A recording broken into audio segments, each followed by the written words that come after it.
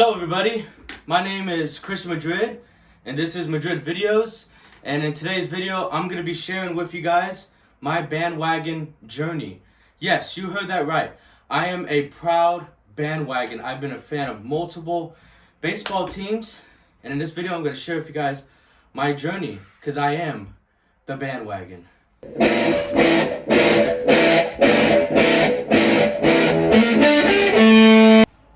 Alright y'all, in order for me to start this story out, we gotta go all the way back to 2010 when I first started watching baseball. I was flipping through the channels, didn't really know what to watch, and I came across an Oakland A's game against the New York Yankees they were playing.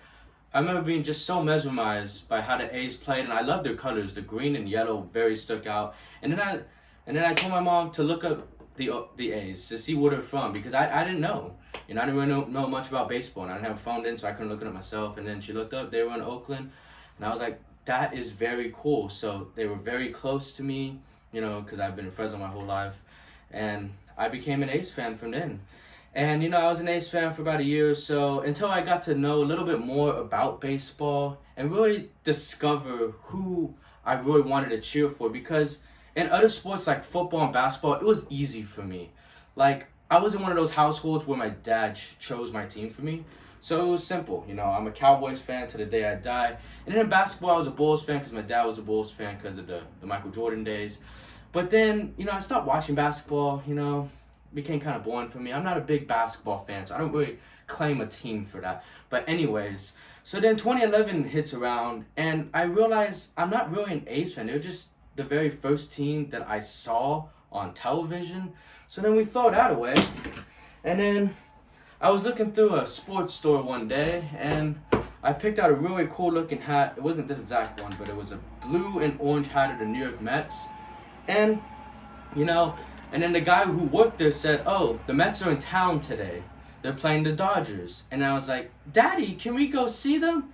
And my dad was like, sure, we got nothing else to do. So right after I got the hat, literally that day, we went to go see, me, my dad, and my brother, went to go see the Mets and the Dodgers. My very first baseball game. It was so cool to see them. I loved the way the Mets played that game. And the Mets won 5-3. We beat Kershaw too, which is pretty amazing. And from then, I became a Mets fan.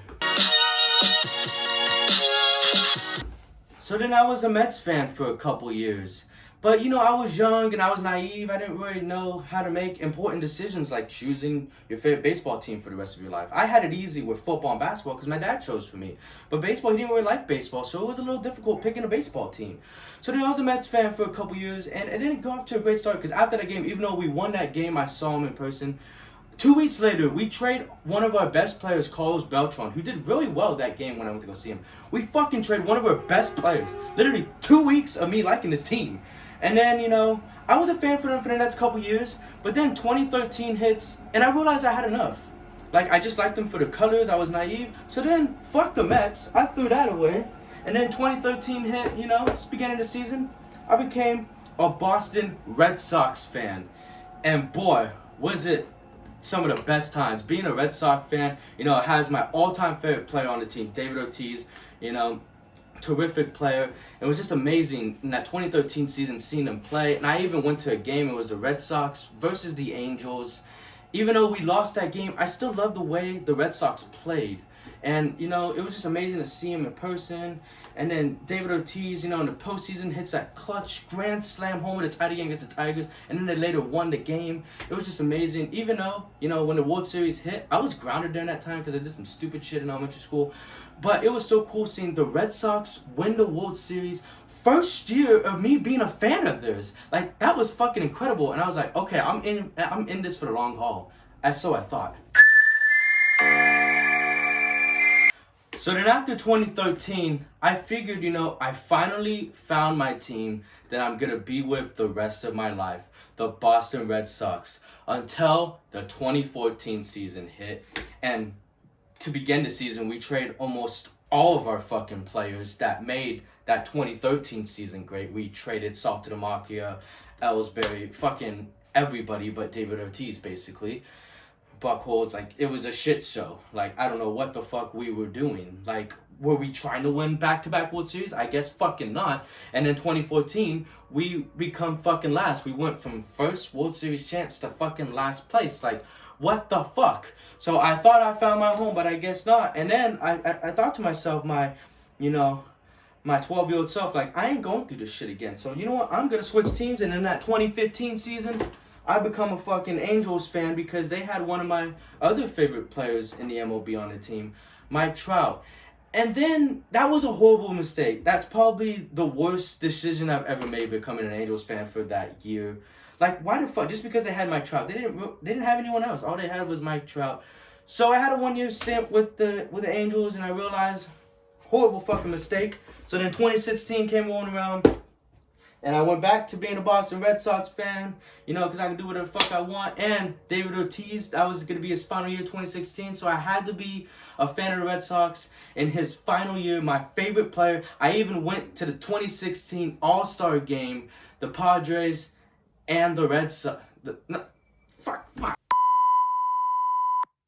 I meant to say that I went to the 2016 All-Star game, the American League and the National League in San Diego, Petco Park, and David Ortiz was in it, and it was such an honor to see my favorite player play in his final All-Star game. And the Red Sox actually did pretty good that 2016 season. We went to the playoffs. We were first-round exits, but at least I knew that, we were building to a future, and that it seemed like the Red Sox were going to be my team for life then.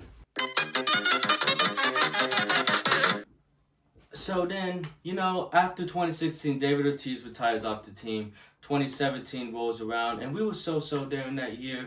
But, I was willing to stay loyal for the Red Sox. And then I'm glad I did, because 2018, we were the best team in baseball. We had the best record, over like 108 wins, and we were just rolling through. Best team in baseball. We had the best players, and I was as happy as can be. And we were gonna play the Los Angeles Dodgers in the World Series. This was such an incredible feeling, and I wasn't grounded this time, so I could actually watch the World Series, and it was amazing.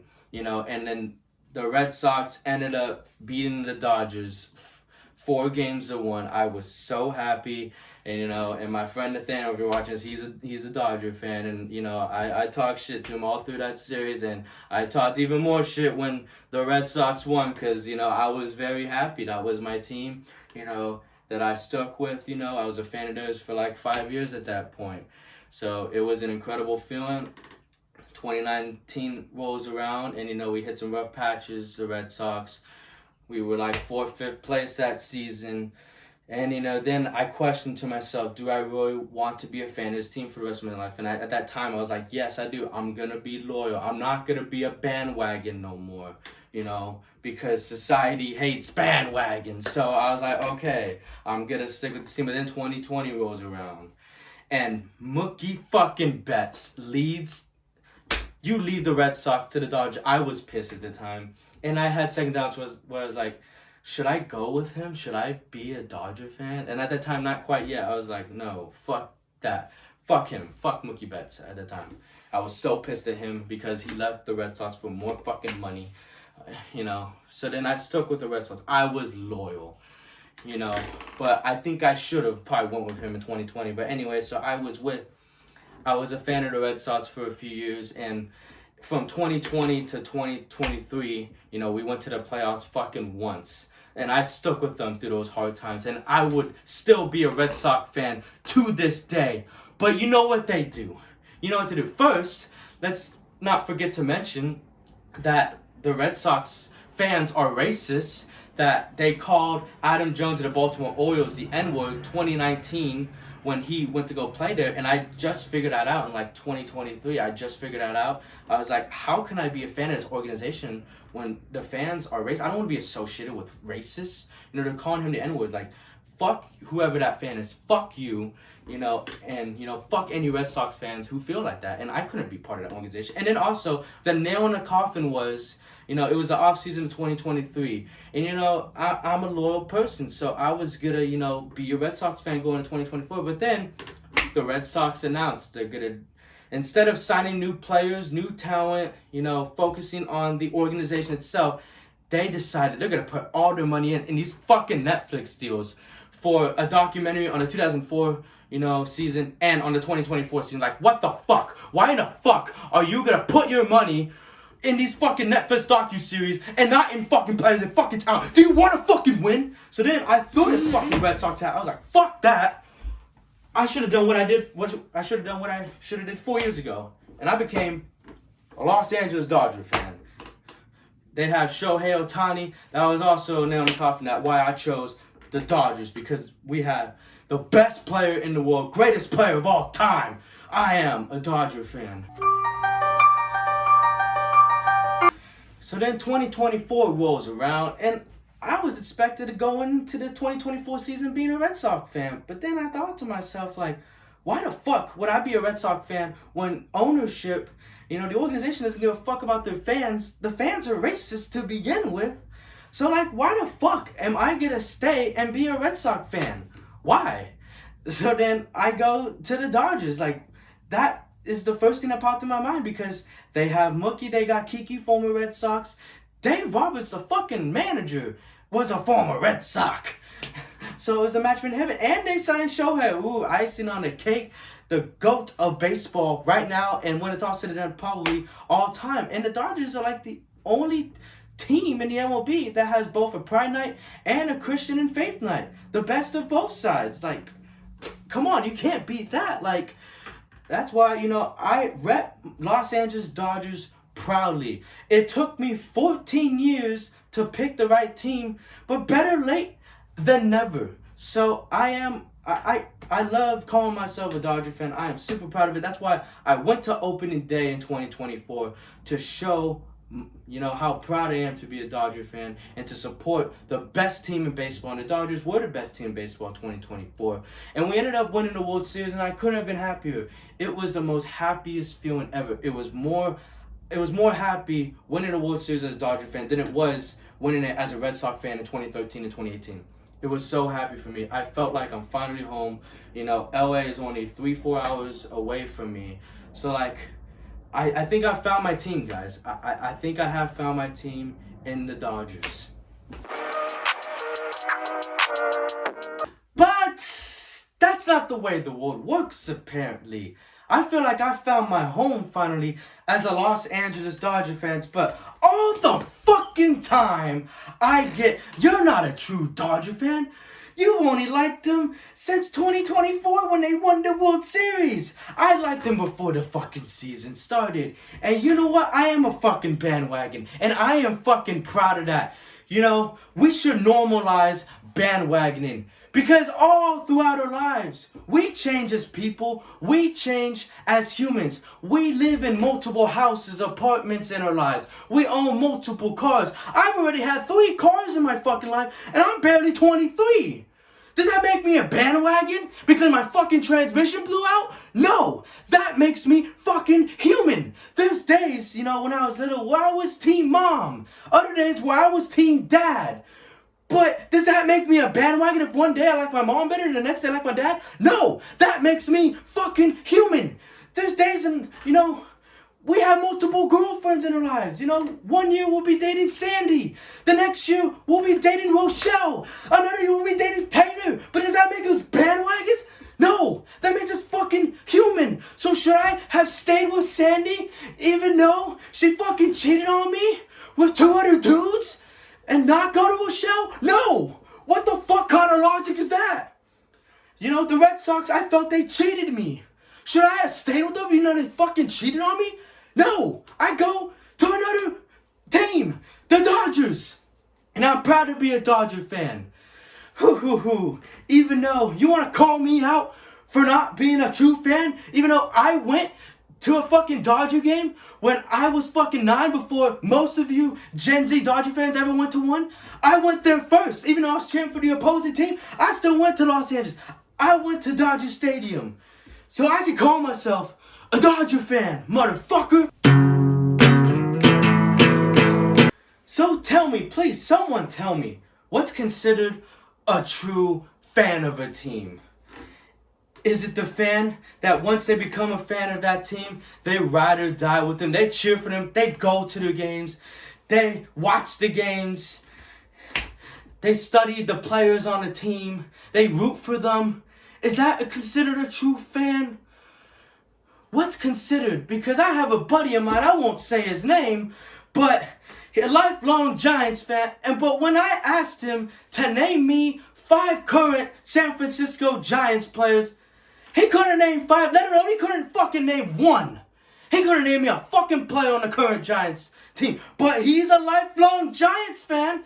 Is he a fucking fan? Even though I could name you 5 fucking Dodger players. Mookie Betts, Teoscar Hernandez, Clayton Kershaw, Shohei Ohtani, Freddie Freeman, Kiki Hernandez, Will Smith, the list goes on and on and on. I could name you players on the Dodgers. But since I only started liking them about a year and a half ago, over the person who liked the Giants his whole life, but can't name me a fucking player. So who's considered more of a fan? Huh? Who's considered more of a fucking fan in that case? Huh? So, don't let anybody tell you you're not a fan. You can like whoever the fuck you want. Truth to be told, I may not be a Dodger fan in 5 years. I may be a Yankee fan. Or, hell, I may be a Giants fan. But that's my fucking choice. You ain't gonna tell me who I like. You're not gonna fucking tell me. You're not gonna tell me who to vote for. You're not gonna fucking tell me where to go to school. You're not gonna tell me what kind of job. You're not gonna tell me what kind of lifestyle for me to live. You're not gonna tell me what kind of food I should fucking eat. No, I'm gonna make my own fucking decisions. I'm a grown-ass man, a grown-ass adult who's gonna make his own fucking decisions. And if you got a problem with that, you can go fuck yourself. You can go fuck yourself if you wanna fucking hate on me. I'm a Dodger fan for the time being. I plan on being a Dodger fan for the rest of my life, and I'm fucking proud of it. I'm one to say I was a fucking idiot for 21 years. But now I've seen the light. I've seen the Dodgers. And I plan on being a Dodger fan for the time being, as long as I damn well choose, motherfucker.